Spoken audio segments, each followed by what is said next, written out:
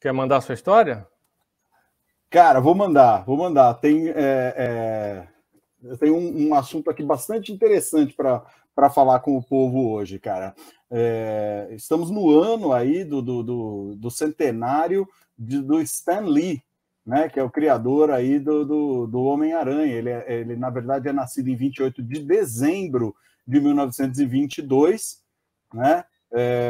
Ele faleceu em 12 de novembro de 2018, e aos 95 anos, e estou puxando o assunto aqui do Stan Lee, que, na verdade, uma criação dele aí também faz aniversário, está fazendo 60 aninhos, que é o personagem o Homem-Aranha, né?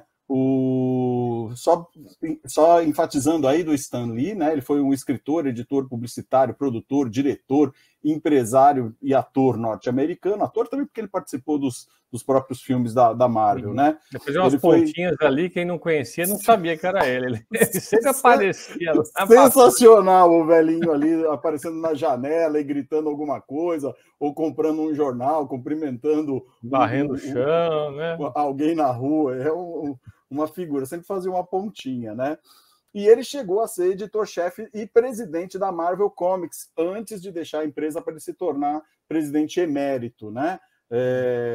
Ele também era conhecido por fazer essas aparições nos filmes, né? E em colaboração com vários artistas, aí, incluindo Jack Kirby e Steve Ditko. O Stan Lee, ele co-criou diversos super-heróis como o Homem-Aranha, o Homem de Ferro, Hulk, Doutor Estranho, Quarteto Fantástico, Demolidor, Pantera Negra, X-Men e os Vingadores. Então é um ícone aí para quem curte essa literatura Marvel aí e acompanha os nerds aí, os geeks de plantão, são fãs incondicionais aí do Stan Lee, né? Mas vamos falar um pouquinho da criação dele aí, o Homem-Aranha, né? Esse personagem está fazendo 60 anos, agora fez 60 anos, na verdade, no dia 1º de agosto, né? Foi a primeira aparição dele, né? Ele apareceu no dia 1º de agosto, na primeira vez, numa revista chamada Amazing Fantasy, na edição número 15, exatamente essa que está aí na tela. Essa à direita, né? Exatamente, foi a primeira aparição do Spider-Man, na biografia ficcional aí pelo Stan Lee. O Peter Parker é um órfão que nasceu em 10 de agosto de 1990 em Forest Hill, no Queens, em Nova York, e foi criado pelos seus tios Ben Parker e May Parker. Durante o ensino médio, ele foi picado por uma aranha e adquire seus poderes. Então, essa parte é a parte que todo mundo conhece aí do Homem-Aranha. Segundo o Stan Lee, né, esse personagem ele foi inspirado num herói da década de 30, chamado The Spider, que é uma criação de Harry Stigger. No Brasil, ele chamava o Aranha Negra. Chegou a ser publicado algumas revistas e chegou a ter filme também do Aranha, do Spider, que era, na verdade, um policial, né? Era tipo um Dick Tracy, uma coisa assim, né? E ele compactua aí, ele é contemporâneo de outros heróis que também usavam máscara, que era o Besouro Verde, o Zorro, o Tarzan. Tarzan não usava máscara, né? Mas são personagens aí da década de 30 que vieram nessas publicações que eram livretos, né?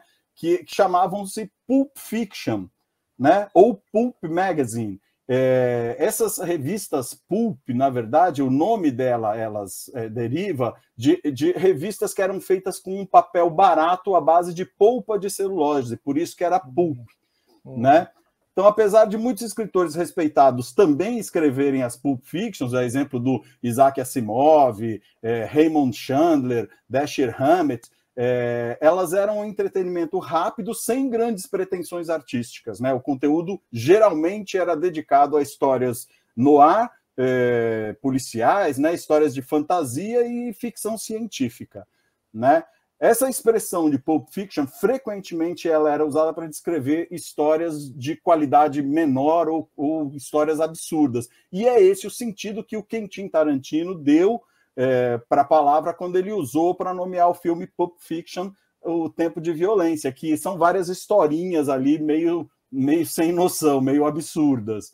Acaba se entrelaçando, né, ao longo, uma acaba tocando na outra, né?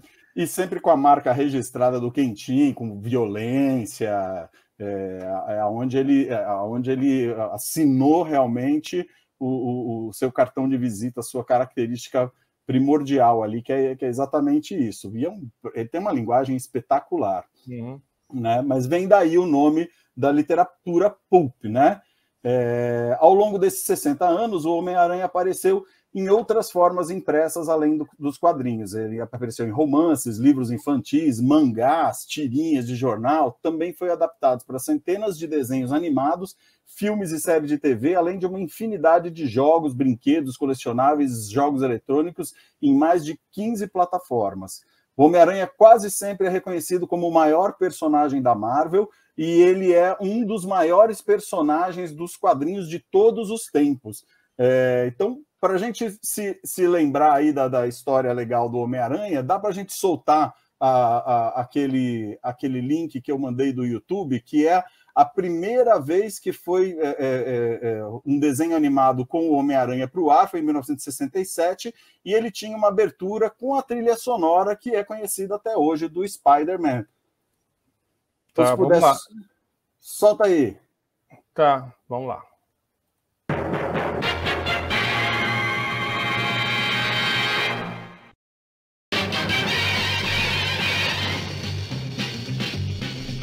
Spider-Man, Spider-Man, does whatever a spider can.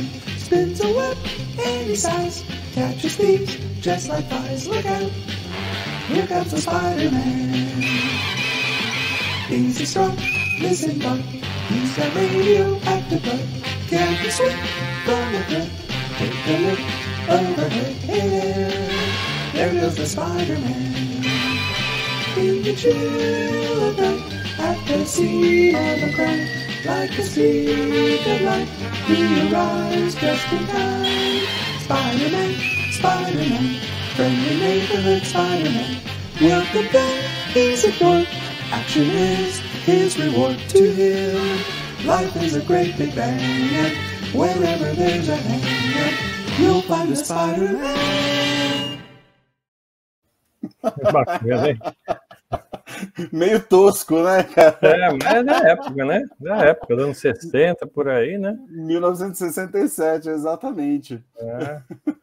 Essa música, o tema do Homem-Aranha, ela foi composta, vocês viram aí na tela, tava as legendas ali mostrando, ela foi composta por Paul Francis Webster, fez a letra, e o Bob Harris, também conhecido como James Robert Harris, fez a música, né? Ela foi gravada para ser usada na abertura do desenho animado em 67, nos estúdios da RCA em Toronto, aonde o desenho também foi produzido, né? Para fazer esses vocalizes aí maravilhosos que você ouviu, com abertura de vozes e tudo, foram usados os membros dos grupos Billy Van Singers e Larry Bauer Singers, né? do Canadá também. Né? Só como nota aqui, o Bob Harris, ele também compôs a trilha tema do filme Lolita, de 1962, do Stanley Kubrick. Esse filme ele foi baseado num livro homônimo do Vladimir Nabokov, e ele é citado na música Don't Stand So Close to Me, do The Police, né? Quando ele faz toda uma cena lá essa letra trata exatamente disso, né? De um assédio aí de um professor com uma aluna, não sei o quê. E aí a trilha do filme Lolita também foi composta por esse James Robert Harris. Mas vamos mais para frente, né? Há 20 anos atrás, em 2002, foi lançado nas telonas o primeiro filme da trilogia do Homem-Aranha, com o Tobey Maguire, no papel do Peter Parker. A trilha sonora deste filme é do Danny Elfman. Não sei se você lembra do Danny Elfman. Ele foi líder do Oingo Boingo e também é casado com a Brigitte Fonda. Lembra desse figuraça aí que cantava Stay, né? Sim, sim. Ele compõe bastante trilha sonora, né? Do Batman também, ele compôs. Cara, ele compôs um monte de trilha mesmo, cara. Ele tem trilha sonora do Eduardo Mãos de Tesoura é dele, Marte Contra-Ataca, A Fantástica Fábrica de Chocolate, Alice no País das Maravilhas, Homem de Preto, Missão Impossível, Chicago, Hulk, Dick Tracy, cara, e mais algumas dezenas de trilhas de filmes. E a própria trilha é muito bacana, assim, porque tem um ar meio gótico, meio sombrio, assim, que ele leva, que é bastante interessante. Ele acabou compondo também a trilha do Homem-Aranha número 2, né, que também o filme foi lançado em 2004 e ainda com o Tobey Maguire, né? Era para ser feito só 3 filmes, era uma trilogia, né, do Homem-Aranha. Essa trilha que vocês ouviram agora, ela também está no primeiro filme numa versão do Aerosmith, né? Tem uma citação dessa música com um músico de rua chamado Jace Bartok tocando violão numa galeria do metrô em Nova York, né? E no final do filme os créditos sobem com essa trilha que vocês ouviram aí, original de 1967. Já no segundo filme, que também tem a trilha sonora do Danny Elfman, novamente aparece uma artista de rua, que é uma japonesa, chamada Elise Jean. Ela toca um violino bem tosco, assim, dedilhando as notas no violino, na rua, cantando o Spider-Man também, cantando o tema que a gente conhece aí. E nos créditos finais foi usada uma regravação dessa música do Michael Bublé. Em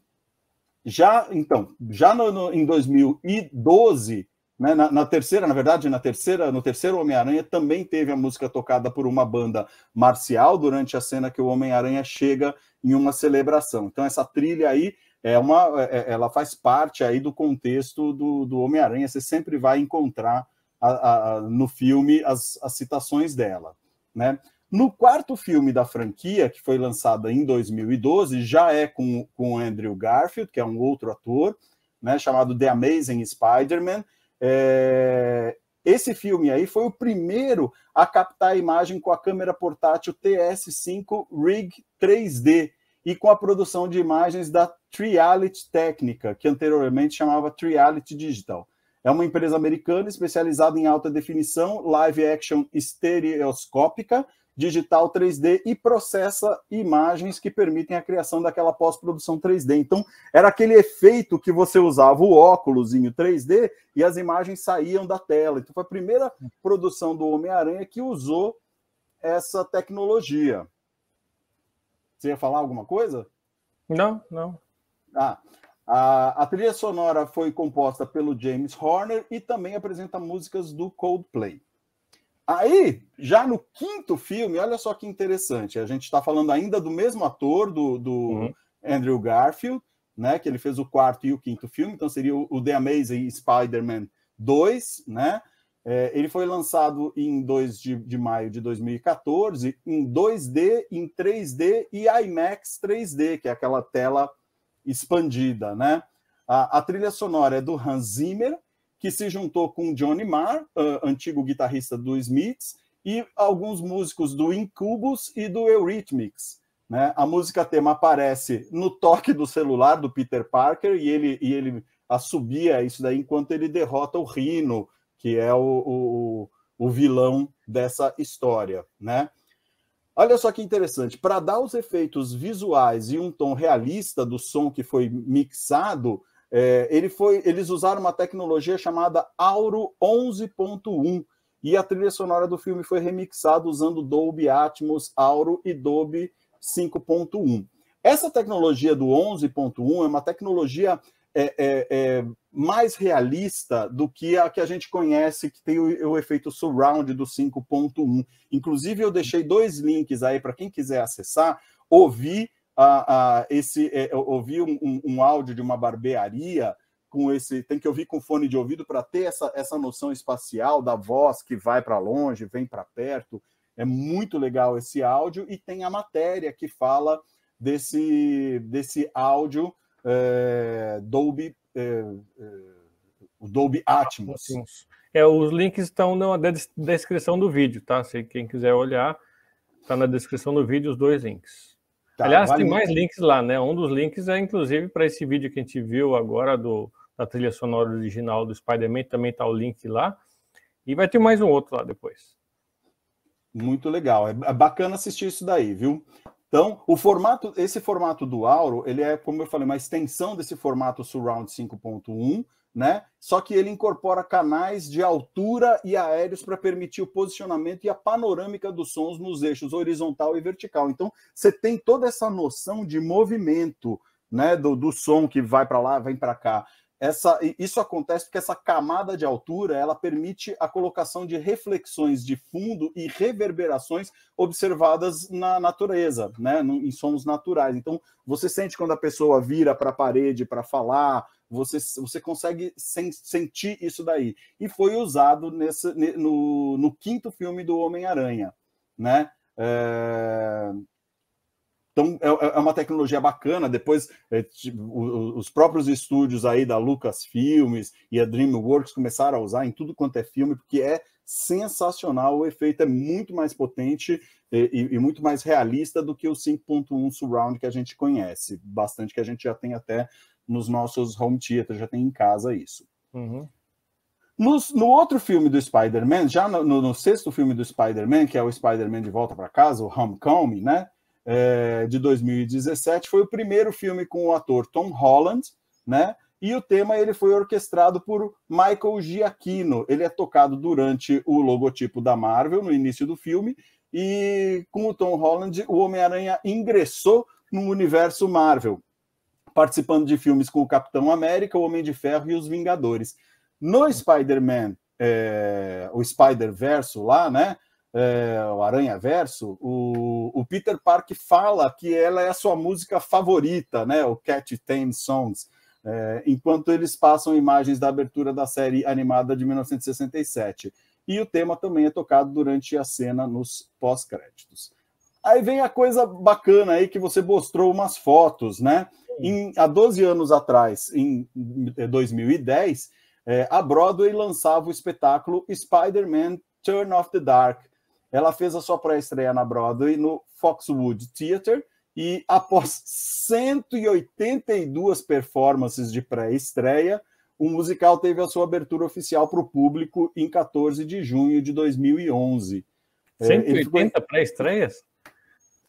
Isso já é uma estreia, né? Vai ter autoridade assim para assistir o filme, né? Não, vamos fazer só para a classe dos jornalistas, vamos fazer agora só para os músicos, agora só para político, agora só para artista. Meu Deus do céu, 182.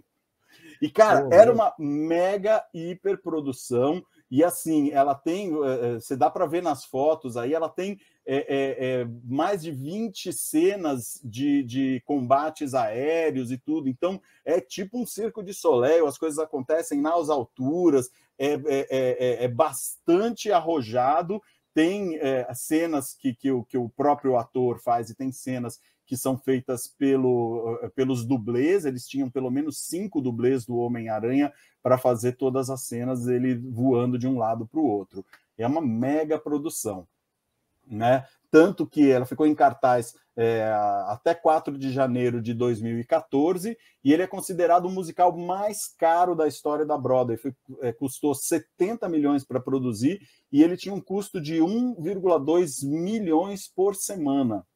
Nossa! Só para manter o circo funcionando. Imagina para um espetáculo custar 1,2 milhões de dólares por semana, quanto que não tem que ser o ingresso, né? Uhum. As músicas desse musical, elas foram escritas pelo U2, pelo Bono e pelo The Edge, né? E entre maio e agosto de 2011 foram lançados o single Rise Above, o vídeo da música e o álbum com a trilha sonora, com as composições e a performance do Bono, o The Edge e o Harvey Carney, que é o ator que fez o papel do Homem-Aranha, do Peter Parker. Ele é um músico também e chegou a abrir turnês do U2 e é um cara mega competente também. O musical foi produzido pelo Steve Lillywhite, que é um cara que começou em 1972 como operador de fita na Polygram, e em 78 ele fez sucesso com o lançamento do primeiro single do Silks and the Benches, que a gente falou aqui outro dia, né? E na década de 80 e 90 ele produziu vários, U2, Peter Gabriel, Steel Pass, Simple Minds, Talking Heads, Morrissey, Stones, Dave Matthews, um monte de gente. É um baita produtor também e fez a produção do espetáculo, né? O Homem-Aranha também é um ícone da cultura pop e é reconhecido como um super-herói mais lucrativo do mundo, já que as vendas globais de produtos licenciados ultrapassam facilmente a cifra de $1 bilhão por ano. Nossa, por ano. Por ano. É muita coisa, hein? É muita... Mas, puta, é espetacular, né, cara? Você vê brinquedo, joguinho... tudo do Homem-Aranha chama muita atenção. Toda criança mochila, que tem um boneco... lancheira, tênis, casaco, tudo. Só dos legalizados, mais de $1 bilhão por ano. Você vê. É o PIB de um país pequeno. Uhum. Só o Homem-Aranha, né? Só o Homem-Aranha, cara. É isso aí. Fantástico, fantástico. Eu sempre gostei do Homem-Aranha. Eu via bastante os desenhos aí nos anos 70 aí do Homem-Aranha. Eu lembro dos desenhos, né? Mas, cara, quando teve o lançamento do filme em 2002, eu achava que fazia mais tempo, mas quando teve o lançamento do filme, nossa, aquilo foi um frenesi. Você vê como a tecnologia vai evoluindo e os caras investem muito pesado, cara. Eles estão sempre com tecnologia de ponta para fazer a produção desses filmes, né? Você vê que num filme eles entram com 3D, no outro eles entram com esse áudio 11.1. Cara, puta, cada filme vem com uma evolução tecnológica diferente, né? Vai saber o que vai ter daqui para frente, né, de evolução. O próximo. Então, você vai guardando o próximo. Holografia, né? O cara vai aparecer no meio da sua sala na televisão. Só falta. Vamos lá. Você comentou rapidamente, só antes de eu introduzir minha história agora, de Pulp Fiction, e tinha lá o Besouro Verde, né? Alguns não sabem que quando virou série de televisão, o Besouro Verde tinha como ajudante o Kato, que era ninguém menos que o Bruce Lee, né? Fazia o papel do Kato, Bruce né? Lee era o ajudante não é o personagem principal, o Bruce Lee era o ajudante ainda. Bacana. E você sabe que o Homem-Aranha, só contextualizando aí, o Homem-Aranha ele teve essa projeção também por dois fatores, né? Segundo o Stan Lee. Primeiro é que ele era muito empático com a realidade de um jovem, né? Um cara cheio de traumas, cheio de complexos, órfão, morando num bairro de subúrbio, pobre, blá, blá, blá. Então ele era muito empático, o personagem. E outra, que o Stan Lee não deixou chamarem de Menino Aranha, porque ele imaginava realmente que o Homem-Aranha ele ia envelhecer. Ele queria fazer uma história prolongada, então e ele não queria dar esse ar de ajudante para ele, como tinha o Robin com o Batman, como tinha o Kato com o Besouro Verde, como tinham alguns super-heróis, tinham aí os seus apêndices, né? Então ele não queria dar esse ar para o Homem-Aranha, ele queria deixar ele como uma figura única mesmo, né? Mas é engraçado que nos filmes, pelo menos, nunca virou adulto, né? Sempre jovem, nunca virou um Homem-Aranha mesmo, né? Podia, né? Os filmes evoluírem para ser um homem mesmo, né? Tá, 30 e tantos, 40 e tantos. Isso é que nem Star Wars, né? Porque você vê que o Homem-Aranha ele morreu, mas aí ele ficou vivendo dentro da cabeça do Octopus lá, né? Do vilão, aí depois ele conseguiu voltar para o corpo dele, então tem um enredo aí que a coisa evolui, mas realmente a gente ainda não viu o Homem-Aranha envelhecer, quem sabe aí a gente já tem enredo para os próximos passos aí do Homem-Aranha.